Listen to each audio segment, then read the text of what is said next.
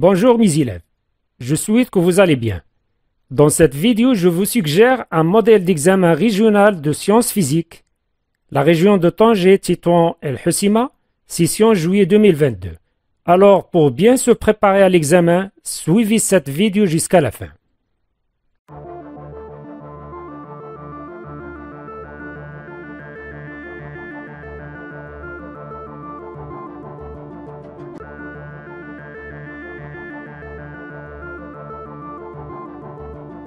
لنبدأ على بركة الله. Exercice 1, mécanique, des points. Les deux parties sont indépendantes. La première partie, la première question, complétez les phrases ci-dessous par le mot qui convient parmi les propositions suivantes.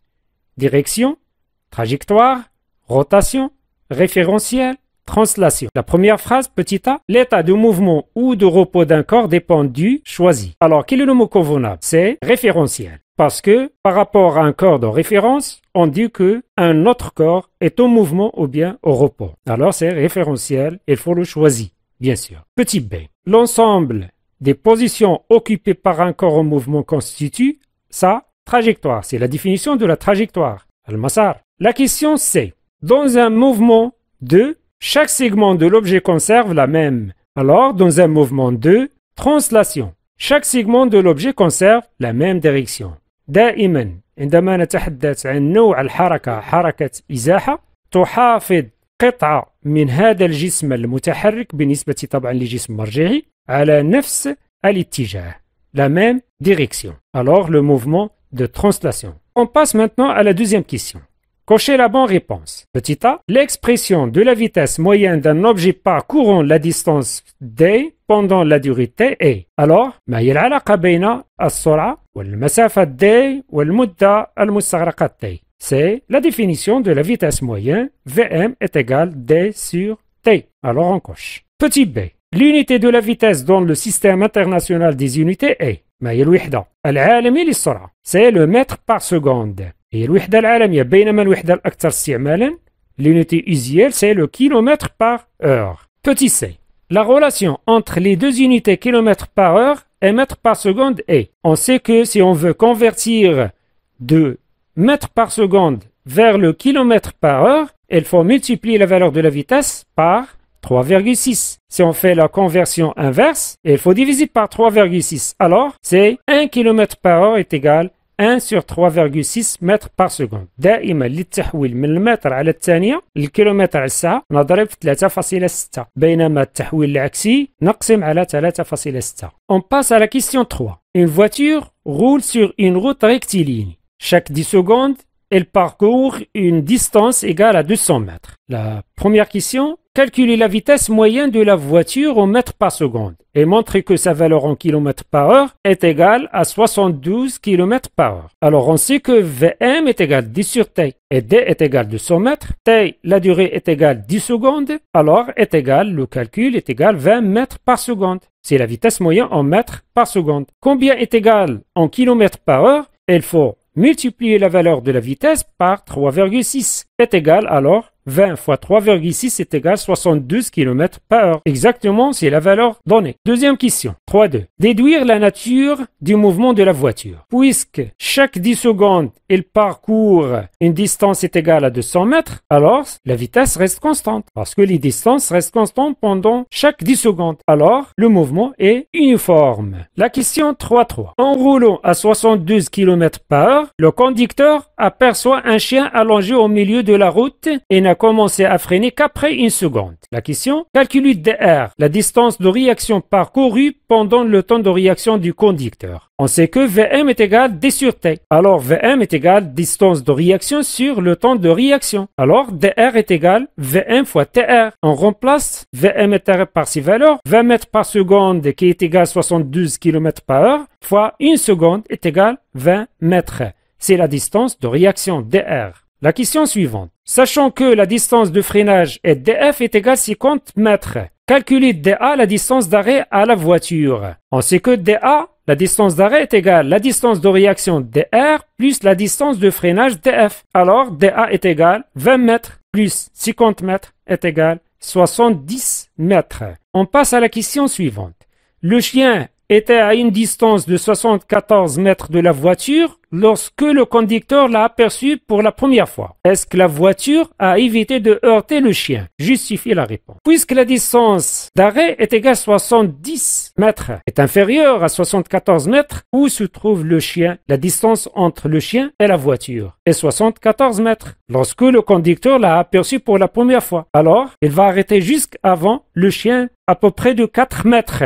Alors, elle ne va pas l'heurter. Oui, car DA est égal à 70 mètres inférieur à 74 متر. ستقترب السيارة من الكلب لكن ستبقى بعيد عنه قليلا ب4 أمتار لأن ستقف السيارة بعد مشاهدة من أول لحظة ستقطع 70 متر وهي مسافة التوقف وهو يبعد ب74 عند مشاهدته لأول مرة. On passe à la deuxième partie. Un corps S sous forme d'un morceau de papier cartonné légère de masse négligeable est en équilibre sous l'action de deux dynamomètres D1 et D2 comme le montre la figure suivante. On note T1 la force exercée par le dynamomètre D1, T2 la force exercée par le dynamomètre D2 comme vous voyez dans la figure. La première question. Énoncer la condition d'équilibre d'un corps solide sous l'action de deux forces. ما هي شروط توازن جسم خاضع لقوتين؟ عندما يكون جسم في حالة توازن خاضع لقوتين لهذين القوتين نفس خط التأثير la même droite d'action نفس الشدة la même intensité des sens opposés منحيان متعاكسان. Ou bien on peut réduire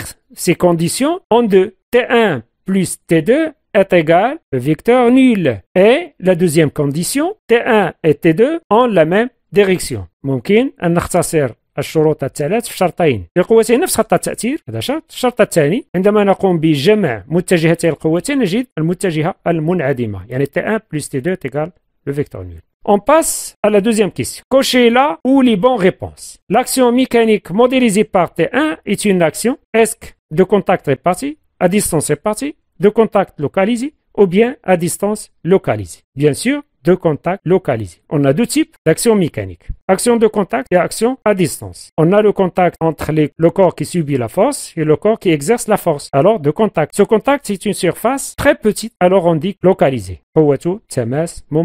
La question suivante. Les deux forces T1 et T2 ont, est-ce que le même point d'application, la même droite d'action, le même sens, la même intensité? Bien sûr, la même droite d'action et la même intensité parce que ce corps solide est en équilibre. إذا القوتين نفس خط التأثير ونفس الشدة. La question c'est l'intensité de T2 est alors est-ce que 0 newton, moins 4 newton, 4 kg, 4 newton. On sait que l'unité de l'intensité est toujours en newton. On élimine la séjection T2 est égal à 4 kg. Elle reste les autres. Bien sûr, la valeur de l'intensité est positive. Alors, soit 0 newton ou bien 4 newton. Et on sait que les deux forces T1 et T2 ont la même intensité parce que ce corps est en équilibre, se met sous deux forces parce qu'on a négligé la force de poids, la force de la Terre. Ce corps a une masse négligeable. alors est égal à 4 نيوتن. لهما نفس الشدة القوتين لأننا أهملنا قوة جاذبية الأرض وهو خاضع لقوتين فنفس الشدة التي يشير إليها الداء هي التي يشير إليها الدينامومتر الثاني وبالتالي 4 نيوتن. La question 3. Sur la figure ci-dessus, représentez T2 selon l'échelle. 1 cm représente 2 newtons. Alors il faut toujours respecter l'échelle. D'après les caractéristiques de cette force, alors il faut commencer par l'origine de cette force selon la droite d'action vers le dynamomètre D2, selon l'échelle et son intensité. Alors, la longueur de la flèche est égale à 2 cm. On passe à la question suivante.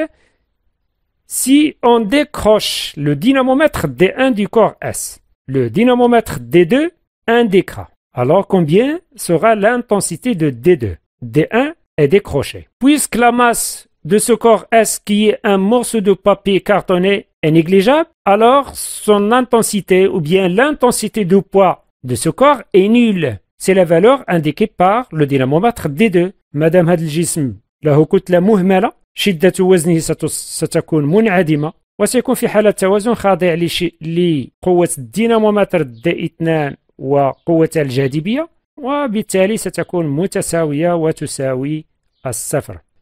On passe à l'exercice 2. Électricité. Les questions de l'exercice sont indépendantes les unes des autres. La première question, mettre une croix dans la case convenable. L'intensité I du courant électrique qui traverse un conducteur ohmique de résistance R sous une tension U est I est égal U sur R. On sait que U est égal R fois I, d'après la loi d'Ohm.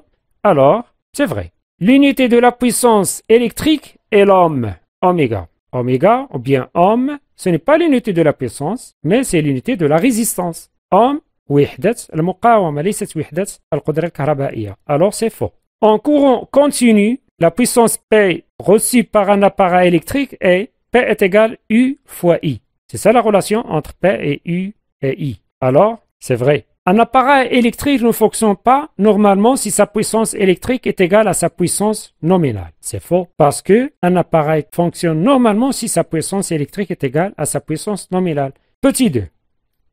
Le montage de la figure ci-dessus permet de tracer les caractéristiques d'un conducteur ohmique de résistance R. La question: complétez les symboles de l'ampèremètre et du voltmètre dans le montage en plaçant les lettres A et V dans le cercle convenable.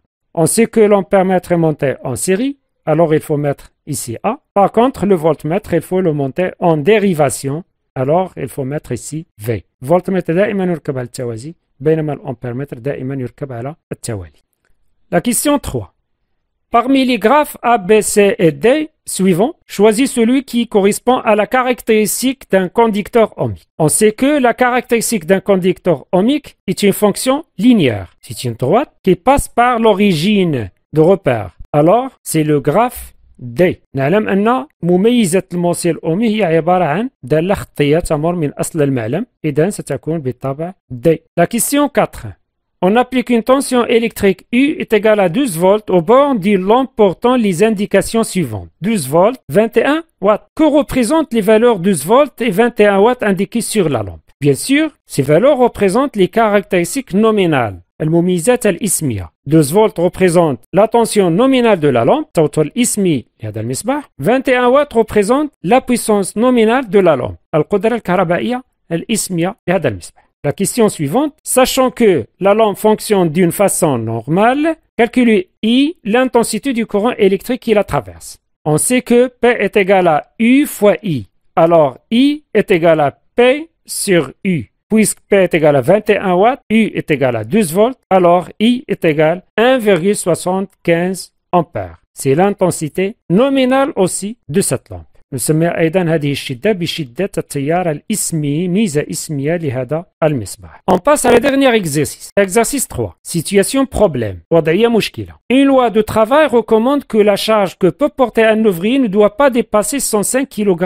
à la surface de la Terre. Elle nous a donné l'intensité de pesanteur à la surface de la Terre, GT est égal à 9,8 Newton par kilogramme. Et l'intensité de pesanteur à la surface de la Lune, GL est égal à 1,6 Newton par kilogramme. La question 1. Selon cette loi de travail, calculez le poids maximum qu'un ouvrier est autorisé à porter sur Terre. Vous savez la relation entre l'intensité de poids et la masse d'un corps, c'est P est égal à M fois G. Avec G, c'est l'intensité de pesanteur. Maintenant, on parle de la Terre, alors sur la Terre, c'est GT. Alors, on va ajouter TT parce que P, dans ce cas, représente l'intensité de poids maximale. La même chose pour PM, c'est la masse maximale que peut porter par un ouvrier, d'après cette loi, bien sûr. Alors, PT est égal à 105 kg fois 9,8 Newton par kilogramme est égal à 1029 newtons. Cette intensité, alors, c'est l'intensité de poids maximale تمثل الشدة القصوية للقوة وزن الجسم التي يمكن أن يحملها هذا العامل على الأرض. D'après cette loi, bien sûr. La deuxième question. On considère que le poids maximal de la charge que peut porter une personne sur la Lune est le même que celui sur Terre. Est-ce qu'une personne peut porter une charge de masse M est égale à 300 kg sur la Lune? J'y suffit la réponse. Alors, il faut bien sûr calculer la masse maximale qu'un ouvrier peut la porter sur la Lune, sachant que les deux intensités de poids, soit sur la Terre et soit sur la Lune, sont égales. C'est-à-dire PL est égal à PT. Et on sait que PL est égal à M fois G, PL est égal à ML fois GL. Alors, ML est égal à PL sur GL. On remplace PL par PT parce qu'ils ont la même intensité. Alors, est égal, la masse maximale est égale 1029 newtons sur l'intensité de pesanteur à la surface de la Lune, c'est 1,6 Newton par kilogramme est égal à